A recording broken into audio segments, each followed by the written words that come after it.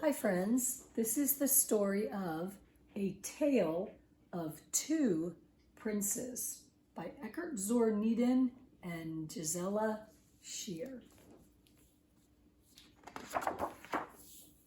A Tale of Two Princes. Yo-ho, come join us for a balloon ride.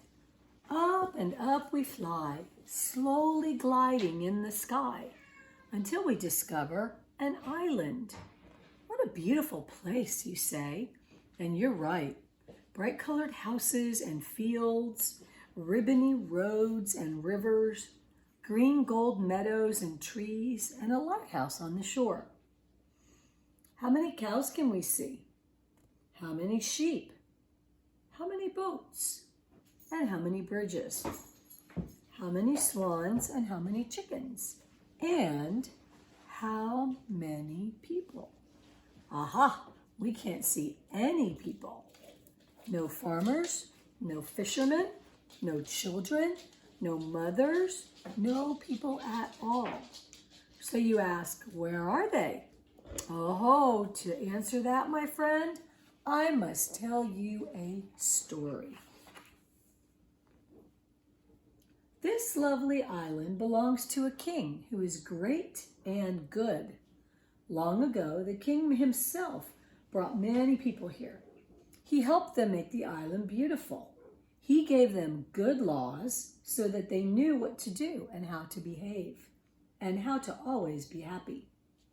Then the king left the island and traveled to his home across the sea. The people respected the king so much that they built a statue of him. It stood straight and tall at the harbor side.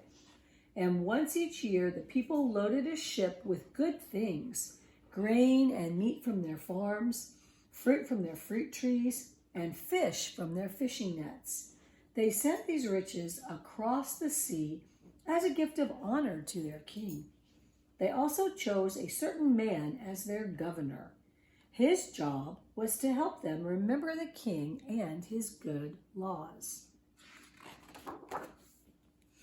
One day, the governor was walking in the forest. He heard a deep voice that seemed to be coming from the ground. "Governor," the voice called. The governor turned to look, but he saw no one at all. "Governor," the voice called again. "I want to talk to you.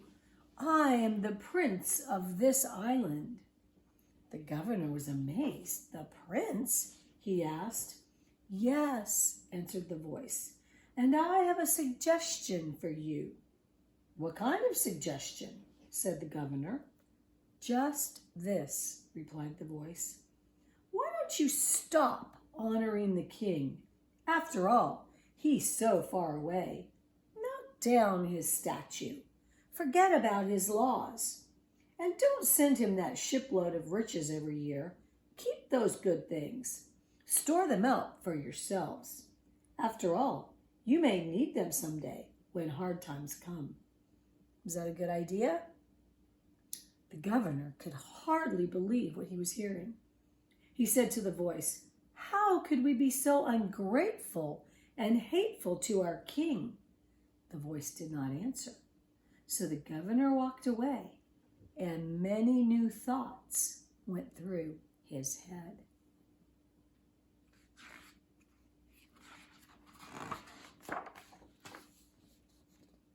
When the next ship for the king was being loaded with riches, the governor went down to watch. He went early in the morning when sunrise made the harbor shine like gold. There at the harbor side, the governor saw crates and boxes and barrels ready to be carried aboard the ship. He also saw 10 sacks of hazelnuts, fresh from the island's hazelnut trees. The governor stepped closer to two of the dock workers, whose job it was to load the ship. In a low voice, he said to them, "Please take 2 sacks of those hazelnuts and store them in my barn. After all, we may need them someday." when hard times come. The dock workers did as the governor said. Later that day, those dock workers began whispering to all the other dock workers and sailors who were loading the ship. The governor, they said, is taking some of the king's riches for himself.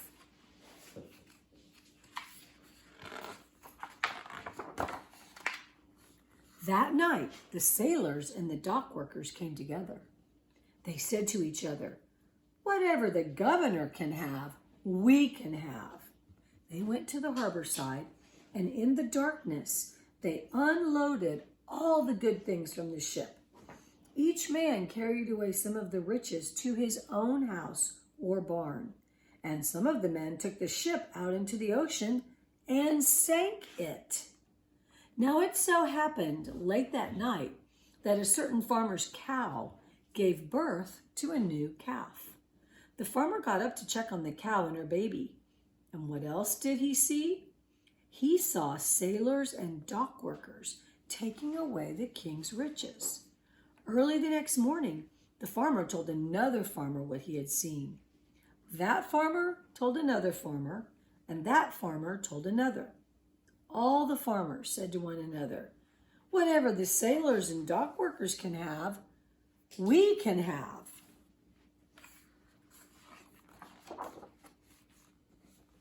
The farmers came together at the harbor side, and then someone told them that the ship was sank.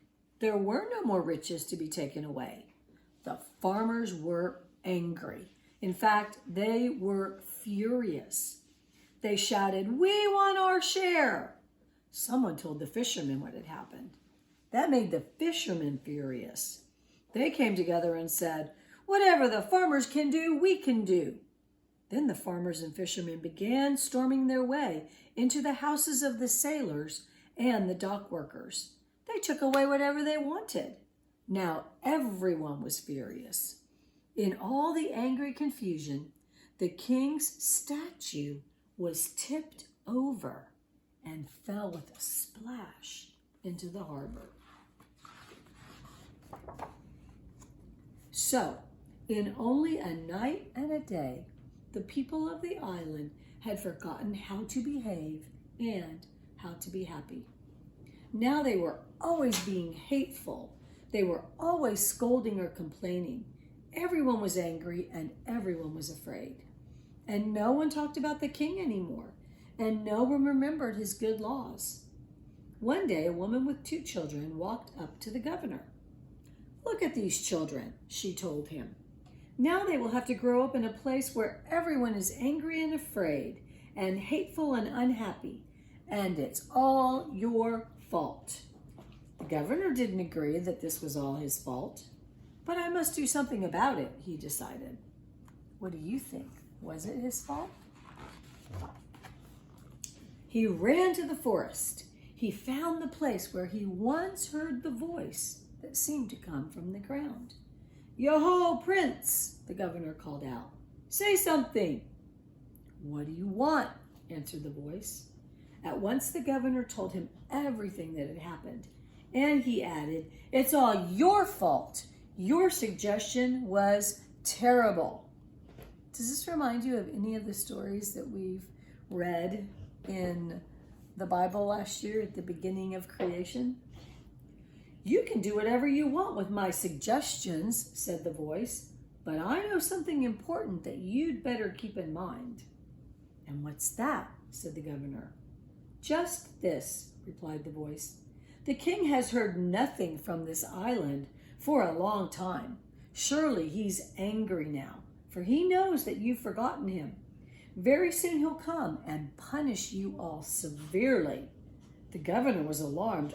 "Oh no," he stammered, "we're lost." "Oh, not just yet," said the voice.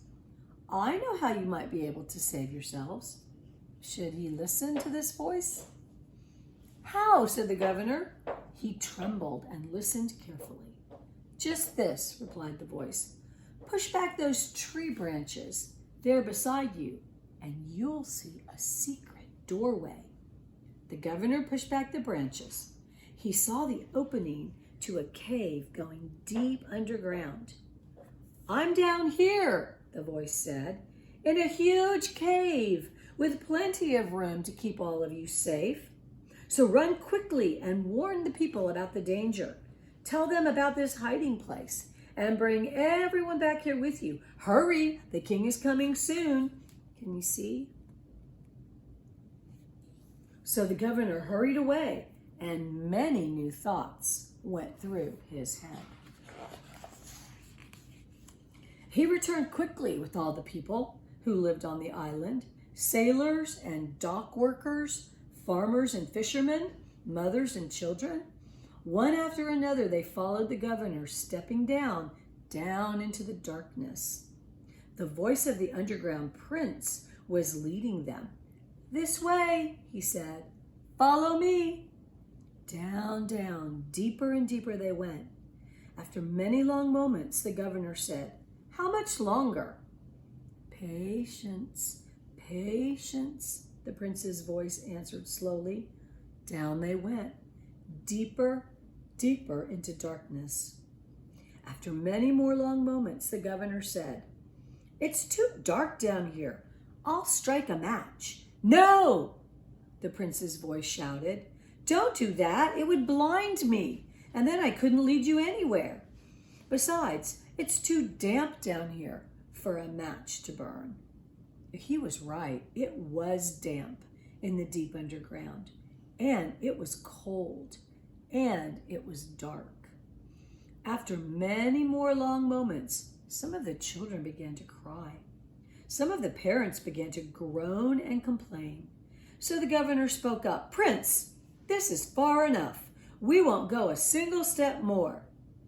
The prince's voice said nothing in reply. Suddenly the governor was afraid. "Yo-ho, Prince, listen to me. Where are you?" But again, there was no answer.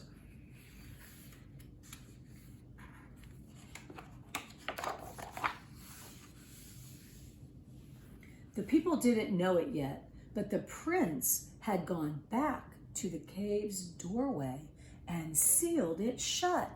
Now there was no way out. And that, of course, was the day our balloon glided over the island, where we couldn't see any people down there. They were all trapped deep inside the cave. So you ask, but please, what happened next? Oh, to answer that, my friend, I must finish telling you the story. Some people in the cave tried to find a way out, but no escape could be found. So some of the children cried, some of the women screamed, and some of the men growled and howled, but of course none of that helped. "Hush, everyone," the governor ordered. "Calm down." They were all quiet for a moment. Then from somewhere in the darkness, they heard a laugh. It sounded like the voice of the underground prince. "Where are you?" the governor demanded.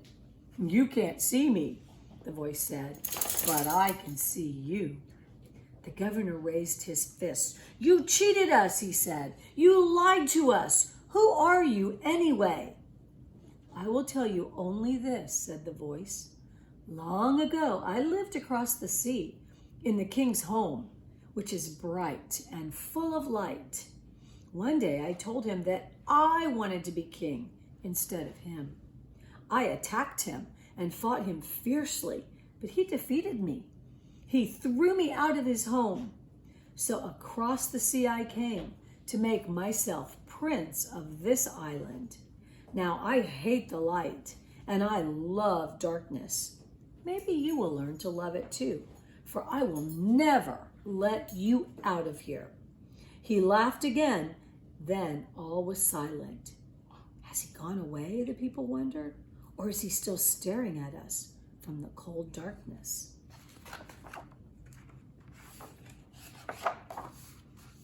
Sad and afraid, the people crowded together to comfort one another and to keep each other warm.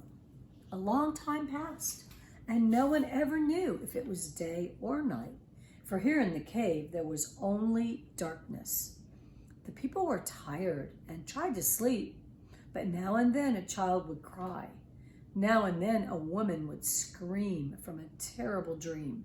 And now and then a man would growl or howl. Of course, none of that helped. And there, in the cold, damp darkness, the people began to feel sorry for the wrong things they had done. Then came the moment when someone whispered, "I see a light." "Where?" "There, look." Yes, it was true. Far away was a glowing light. Everyone stared at the brightness as it came closer. Suddenly it stopped. Everyone heard the sound of fighting, groans and shouts, and the clash and clang of weapons. The light jerked this way and that.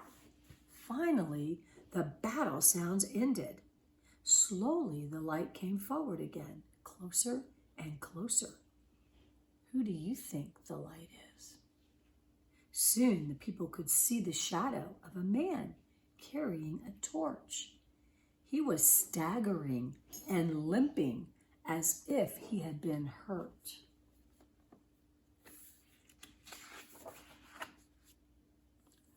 The man came and stood in front of everyone in the bright circle made by his torchlight.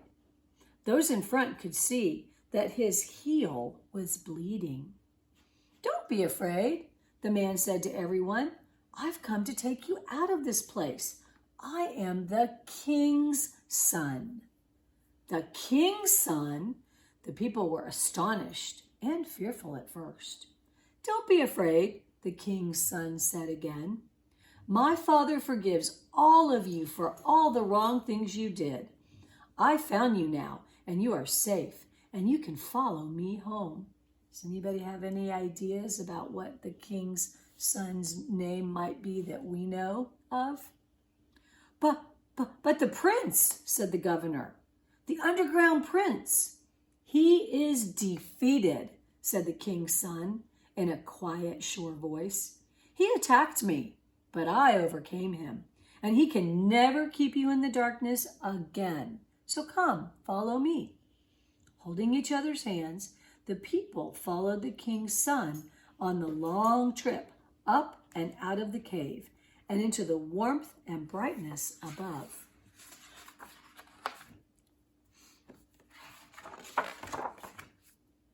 That evening, the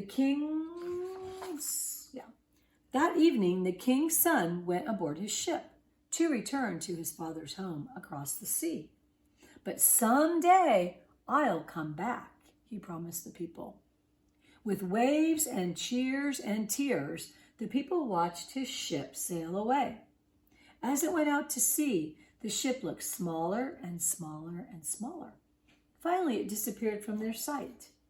And still today, this is what happens on the beautiful island.